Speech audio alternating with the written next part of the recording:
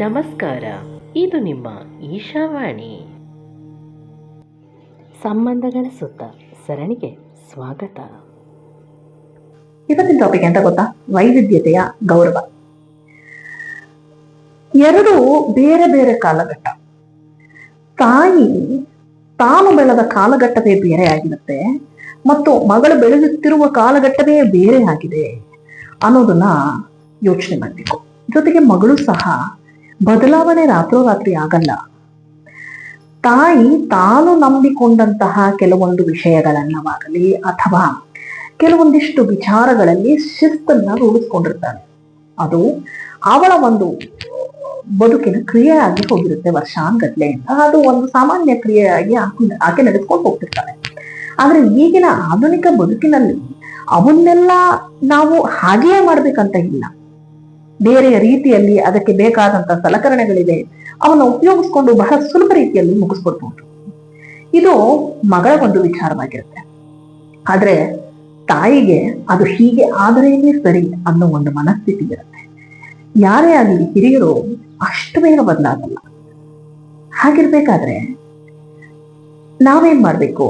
Differences, ಏನು ನನಗೆ ಇದು ಇಷ್ಟ, ನಿನಗೆ ಇದು ಇಷ್ಟ ಅಂತ ಗೊತ್ತಾದ್ಮೇಲೆ ಮತ್ತೆ ನಮ್ಮ ಇಷ್ಟಗಳಲ್ಲಿ ನಾವು ಕಾಂಪ್ರಮೈಸ್ ಆಗಲ್ಲ ಅಂತ ಗೊತ್ತಾದ್ಮೇಲೆ, two different things friends. Compromise ಬೇರೆ, ಅಡ್ಜಸ್ಟ್ಮೆಂಟ್ ಬೇರೆ. ಹಾಗಿರುವಾಗ ನಾವು ಅದನ್ನು ಒಪ್ಪಬೇಕು. ಹೌದು, ಈ ಕೆಲಸ ನನ್ನ ಅಮ್ಮನಿಗೆ ಹೀಗೆ ಆದ್ರೇನೆ ಚಂದ, ಮಾಡಿಬಿಡೋಣ. ಅದರಲ್ಲಿ ಎಂತ ಇದಿರಲ್ಲ, ಅಲ್ಲಿ ನಮ್ದು ಈಗೋ ಎಂತ ಕಳ್ಕೊಳ್ಳೋಣ ನಾವಲ್ಲಿ ಅಲ್ವಾ. ಇಷ್ಟು ವರ್ಷ ಅವರು ನಮ್ಮನ್ನ ಹೀಗೆ ನಿಂತ್ಕೋಬೇಕು, ಹೀಗೆ ಕೂತ್ಕೋಬೇಕು ಅಂತ ಹೇಳ್ಕೊಟ್ಟಿರೋ ತಾಯಿ ಏನೋ ಒಂದು ಹೇಳ್ತಿದಲ್ಲ ಅಂದ್ರೆ ಅದು ಕರೆಕ್ಟಾಗಿ ಇರ್ಬಹುದಲ್ವಾ. ಹೋಗ್ಲಿ, ಒಂದು ಪಕ್ಷ ಅದು ಸರಿ ಇಲ್ಲ ಅಂದ್ರು ಅವಳ ಮನಸ್ಸಿನ ಸಂತೋಷಕ್ಕಾಗಿ ಇದನ್ನ ನಾವು ಮಾಡಿದ್ರೆ ತಪ್ಪೇನಿಲ್ಲ ಅಲ್ಲ. ತಾಯಿನೂ ಹಾಗೆ ಅರ್ಥ ಮಾಡ್ಕೋಬೇಕು.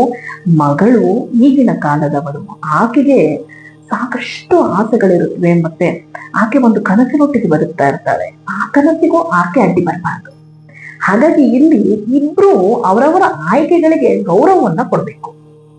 ತಾಯಿಯ ಆಯ್ಕೆಗೆ ಮಗಳು, ಮಗಳ ಆಯ್ಕೆಗೆ ತಾಯಿ ಗೌರವ ಕೊಟ್ಟಾಗ ಬಹಳ ಸುಂದರವಾಗಿರುತ್ತೆ ಇದು.